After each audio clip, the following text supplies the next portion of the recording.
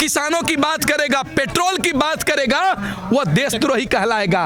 एक समय था 100 रुपये डॉलर 2012 में बैरल का पेट्रोल आता था तो 73 रुपये उस समय की सरकार बेचती थी, लेकिन आज 60 डॉलर बैरल के हिसाब से पेट्रोल आ रहा है तो 100 रुपये बेचा जा रहा है। ये सरकार देखिए कहां तक पहुंच चुकी है। एक कहावत है कि ये सरकार अपने आप में घमंड चूर है। और दूसरी बात, एक हमारे बक्सर बिहार के सांसद हैं अश्वनी कुमार चौबे जी, बोल रहे हैं हम स्वदेशी पेट्रोल लाएंगे। ये देखिए भाजपा के लोग कितना पागलपनिया हो गए हैं, कितना हो गए हैं कि बोल रहे हैं स्वदेशी पेट्रोल लाएंगे। अरे भाई, तुम किसान जो पेट्रोल है उसको रेट तय कम करो, तुम उसकी पेट्रोल की तुम बात करो, स्वदेशी लानों की बात कर रहे हो। कहीं ना कहीं ये सरकार देश की जो आम चीज है, महंगाई, पेट्रोल, डीजल, इसकी बात नहीं करके वो बंगाल चुनाव में व्यस्त है।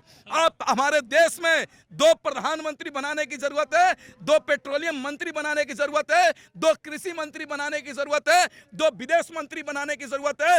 एक प्रधानमंत्री भाजपा का प्रचार करेगा, दूसरा प्रधानमंत्री देश का विकास करेगा। एक पेट्रोलियम मंत्री देश के भाजपा का विकास करेगा और दूसरा पेट्रोलियम मंत्री देश में पेट्रोल और डीजल का रेट कम करेगा। अब बताइए ना, सारा मंत्री, गृह मंत्री, प्रधानमंत्री, विदेश मंत्री, सब लोग चुनाव में व्यस्त है, लेकिन महंगाई सर पर चढ़ी जा रही है, इसके बारे में चर्चा नहीं कर रहे हैं। शौकत जी, जो देश की राष्ट्रीय मीडिया बोली जाती है, टेलीविजन मीडिया है, जो वो कह रहे हैं कि लोगों को दिक्कत नहीं है, आराम से वो पेट्रोल खरीद रहे हैं, कोई विरोध भी नहीं कर रहा है। अभी है क्या कि लोगों में जहर बो दिया गया है, लोगों के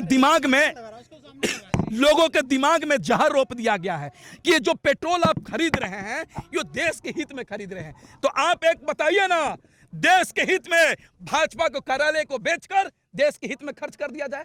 रामदेव बाबा, आप अपने जो संपत्ति है उसका 3 हिस्सा देश के लिए समर्पित कर दीजिए। अडानी और अंबानी, तुम देश के लिए समर्पित कर दो पैसा। अक्षय कुमार, सुनील शेट्टी, सनी देओल, कंगना रनावत, तुम अपने देश के हित में अपनी आधी संपत्ति समर्पित कर दो। ये लोग नहीं करेंगे, ये लोग नहीं करेंगे, लेकिन देश के आम नागरिक को कहेंगे कि तुम 100 रुपए डीजल पेट्रोल कर दो, 80 रुपए डीजल कर दो, 150 रुपए किलो सरसों का तेल कर दो, 50 रुपए किलो चावल कर दो, इसकी बात करेंगे। शौकत जी, अर्णब गोस्वामी बड़ी एक पूरा अभियान चलाते हैं टीवी पर, जबकि मुंबई में तो लोग वो करते हैं, लेकिन जब पामेला गोस्वामी पकड़ी गई है, अरेस्ट हो गई है, तो गोस्वामी कुछ नहीं बोल रहे हैं। क्या वो जाति का फैक्टर आ गया यहाँ पे? उस अर्णब गोस्वामी की बात करते हैं। अर्णब गोस्वामी हराम के खाने वाला, हरामी, दोगला, दिन रात टीवी पे बैठकर मोदी मोदी करता है, हिंदू मुस्लिम करता है, देश तोड़ने की बात करता है। जब हमारा देश का जवान शहीद होता है तो वो जश्न मनाता है, उसकी बात करते हैं। वो लोग तो तलवे चाटते हैं मोदी का। वो पूरे तरीके से अर्णब गोस्वामी भाजपा का गुलाम हो चुका है। वो न्यूज चैनल नहीं है, भाजपा का आईटी सेल है, भाजपा का चैनल है, वो भाजपा करता है। अब बात कहां? बंगाल में गोस्वामी कोकीन लेकर गिरफ्तार हो गई, और देखिए उसमें दुर्भाग्य ये बात है, वो कोकीन आरोप लगा रही है कि ये भाजपा का नेता ये हमको फंसाए हुए हैं। ये देखिए, भाजपा के लोग पहले कहते थे ड्रग्स, आज कोकीन काहे नहीं बोल रहे? कोकीन क्यों नहीं बोल रहे हैं? इसलिए नहीं बोल रहे हैं क्योंकि भाजपा के लोग अब ये पहले तो देश बांटते थे, देश को बेचते थे, अब भाजपा के लोग कोकीन को भी बेचने का काम कर रहे हैं, ड्रग्स को भी बेचने का काम कर रहे हैं। और जो गोस्वामी है उसको गिरफ्तार होना चाहिए, देशद्रोही मुकदमा डालकर उसको जेल में डालना चाहिए। ये लोग जो देशद्रोही लोग हैं, ये लोग आतंकवादी हैं, जो देश की खूबसूरती है उसको खत्म करना चाहते हैं। जब किसान अपने हक और अधिकार का बात करता है वो खालिस्तानी हो जाएगा, लेकिन जो कोकीन, चरस, गांजा, अफीम बेचेगा, भाजपा के साथ रहेगा, वो देशभक्त हो जाएगा। शौकत जी, बीजेपी के नुमाइंदे कहते हैं कि पेट्रोल महंगा है, कोई बात नहीं, साइकिल चला लीजिए। तो एक काम कीजिए मोदी जी, आपको भी 20-20 कार गाड़ी लेकर चलने का अधिकार नहीं है। जो मोदी जी का प्रधानमंत्री का काफिला निकलता है, मोदी जी आपके बाप ने और चाय बेचकर आपने पैसा नहीं कमाया है। कि जो करोड़ों रुपए आप फूंक देते हैं अपने सुरक्षा के नाम पर। योगी जी, आपके पिताजी ने करोड़ों रुपए कमा के नहीं देश को दिया है, जो अपने सुरक्षा के नाम पर, अपने काफिला के नाम पर 50-50 गाड़ी लेके चलते हैं। तो आप लोग भी, ये प्रधानमंत्री जो कार लेके घूमते हैं, गृह मंत्री लेके घूमते हैं 20-20 गाड़ी, वो सबको रख दो और तुम लोग साइकिल से चलने का काम करो, तब जाके हम साइकिल से चलेंगे।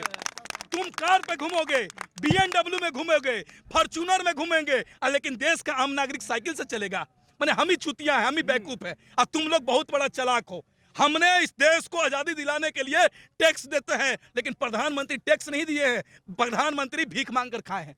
उन्होंने खुद कहा था कि हम 30 साल तक टैक्स भीख मांगकर खाए हैं, लेकिन हम एक भी चरीज अगर 20 रुपए का साबुन खरीदते हैं तो उस पर भी टैक्स देते हैं। और हमको साइकिल चलाने की बात कर रहे हैं।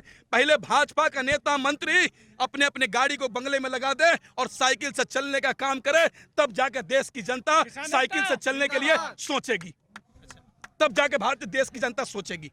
अगर गैस या एलपीजी या पेट्रोल बढ़ता तो आप लोग स्मृति ईरानी को याद करते हैं। इसलिए स्मृति ईरानी वही स्मृति ईरानी है। 2014 से पहले मोटे मोटे हाथों से, मोटे मोटे कंधे पर इतना बड़ा सिलेंडर उठा के जाती थी और बैठ जाती थी, बोलती थी महंगाई कम करो, हाय महंगाई, हाय महंगाई, हाय महंगाई, मैं डायन खा गई महंगाई। तो आज कहाँ है स्मृति ईरानी? आप स्मृति ईरानी कहाँ है? स्मृति ईरानी आप कहाँ है? आज 800 रुपये डीजल बिक रहा है, 800 रुपये गैस का सिलेंडर बिक रहा है, 80 रुपये डीजल बिक रहा है, और 100 रुपये पार कर गया पेट्रोल। अभी कहाँ हैं आप लोग? लेकिन शौकत जी, जो भाजपा के नुमाइंदे, जो कार्यकर्ता है, वो ये कहते हैं चाहे 500 हो जाए, लेकिन मोदी जी मुमकिन है तो सब कुछ है। एक बात कह देते हैं, ये भाजपा के कार्यकर्ता नहीं कह रहे, ये अंधभक्त लोग कह रहे हैं। अंधभक्त किसको कहते हैं? अंधभक्त को समझाना बहुत मुश्किल काम है, बहुत टफ। एक काम बताइए, हाथी को बच्चे में गोद में, हाथी के बच्चे को गोद में नहीं खिला सकते हैं, चींटी को लिपस्टिक नहीं लगा सकते हैं, उसी तरीके से ये अंधभक्त को कभी नहीं समझ सकते हैं, क्योंकि अपने दिमाग को भाजपा और मोदी जी के कदम में रख दिए हैं और दिमाग में गोबर भर लिए हैं। उस भक्त की बात करते हैं जो लोग को अपने आप को, दिमाग को सही इस्तेमाल नहीं करते हैं और कहते हैं 500 रुपये पेट्रोल खरीदेंगे। अरे भाई, तुम्हारे पास 5 रुपए नहीं रहेगा तो 500 रुपये कहां से खरीदोगे? रामदेव जी ने भी कहा था कि बीजेपी की सरकार लाई और 35 लीटर पेट्रोल ले लीजिए, वो भी कुछ नहीं बोल रहे आजकल। अरे वो सिर्फ रामदेव बाबा नहीं है, वो सलवार जी भी है। सलवार पहनकर 2012 में जब रामलीला मैदान में आंदोलन होता था तो उस समय लड़कियों के सलवार समीज पहनकर भाग जाने वाले की बात करते हैं। वही पने 2 आंख वाले बाबा जो रजत शर्मा का, दंगाई रजत शर्मा के डिबेट में बैठकर बोलते थे, बच्चों तुमको 30 रुपए पेट्रोल बेचने वाली सरकार चाहिए या 70 रुपए? बच्चों तुमको 30 रुपए पेट्रोल डीजल बेचने वाली सरकार चाहिए या 60 रुपए? तो बच्चों बोलते थे 30 रुपए पेट्रोल डीजल चाहिए, 35 रुपए पेट्रोल चाहिए। तो कहां गई ये सरकार? तो हमने बना दिया और आपने 100 रुपए डीजल करवा दिया। और रामदेव बाबा वो बाबा नहीं है, वो रामदेव बाबा नहीं है, वो रामदेव नहीं, पौने 2 आंख वाले बाबा वो व्यापारी है। एक बात बताते हैं, बाबा किसको बोलते हैं? बाबा किसको बोलते हैं? सन्यासी किसको बोलते हैं? जो दुनिया के सुख आराम को छोड़कर वो पहाड़ों पर जाकर तपस्या करता है, मोदी भी जाते हैं पहाड़ों पे, उसको बाबा बोला जाता है। लेकिन ये रामदेव बाबा दुनिया, पहाड़ों को छोड़कर दुनिया में आकर करोड़ों रुपए की गाड़ी पे घूमते हैं। ये सन्यासी नहीं हो सकते हैं। तो गुफा में तो मोदी जी भी गए थे। गुफा में कब गए थे? जब चुनाव था तब गए थे। अब नहीं जाएंगे, अब नहीं जाएंगे, अब नहीं जाएंगे। अब बल्कि दाढ़ी बढ़ा लेंगे इतना लंबा और आसाराम बन जाएंगे।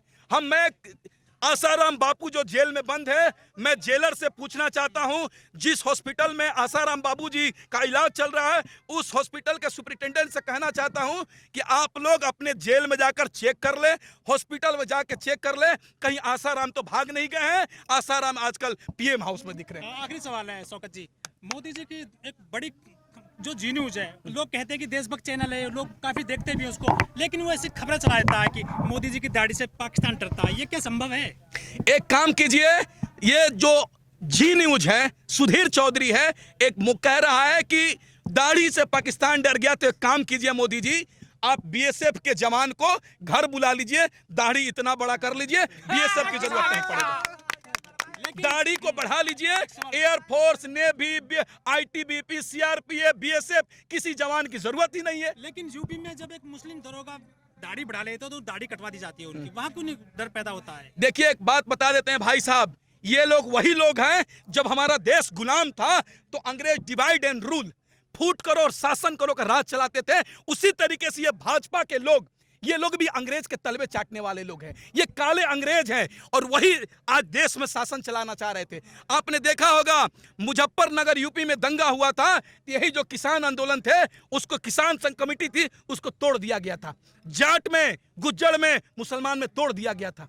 इसलिए तोड़ा गया था कि लोग एकजुट नहीं हो। लेकिन आज पहले देखे होंगे हिंदू मुसलमान को बांटने की साजिश किया गया था, महिला पुरुष को बांटने का काम किया था। लेकिन आज गुज्जर हो, जाट हो, हिंदू हो, महिला हो, पुरुष हो, फॉरवर्ड हो, बैकवर्ड हो, दलित हो, आदिवासी हो, सब लोग एकजुट होकर मुट्ठी बनाकर इस मुट्ठी से सरकार को जवाब देंगे। किसान एकता, किसान एकता। पंजाब में उसका आगाज हो चुका है क्या? पंजाब में क्या पंजाब में आगाज हो चुका है दलित SC ST OBC का कि वहाँ पे बीजेपी हार गई है? आगाज तो हरियाणा से हुआ था, जब हरियाणा के मुख्यमंत्री खट्टर हेलीकॉप्टर लेके उतर रहे थे करनाल में, तो वहां की जनता ने उनको भगाने का काम किया और जूते से स्वागत करने का काम किया। वही किसान आंदोलन के बदौलत पंजाब की जनता ने भाजपा को ऐसा तमाचा मारा है, ऐसा जूता मारा है कि भाजपा के लोगों को यह दर्द तब तक आता रहेगा जब तक किसान आंदोलन जारी रहेगा। पंजाब के लोगों का मैं शुक्रिया अदा करता हूं कि आपने भाजपा का धूल चटा दिया है, क्योंकि किसानों की बात नहीं कर रहा था, किसानों पे अत्याचार कर रहा था। उसी तरीके से मैं बंगाल की जनता से कहना चाहता हूं, बंगाल के माता बहनों, बुजुर्गों, दोस्तों, ये भाजपा के आप लोग आने मत दीजिएगा, नहीं तो ये भाजपा सरकार देखिए देश के किसानों को रोड पर ला दी है, बंगाल को भी बेचने का काम करेगी। इसलिए बंगाल की जनता, आप बीजेपी को भगा दीजिए, तभी जाकर बंगाल और देश सुरक्षित रह सकता है। जवाब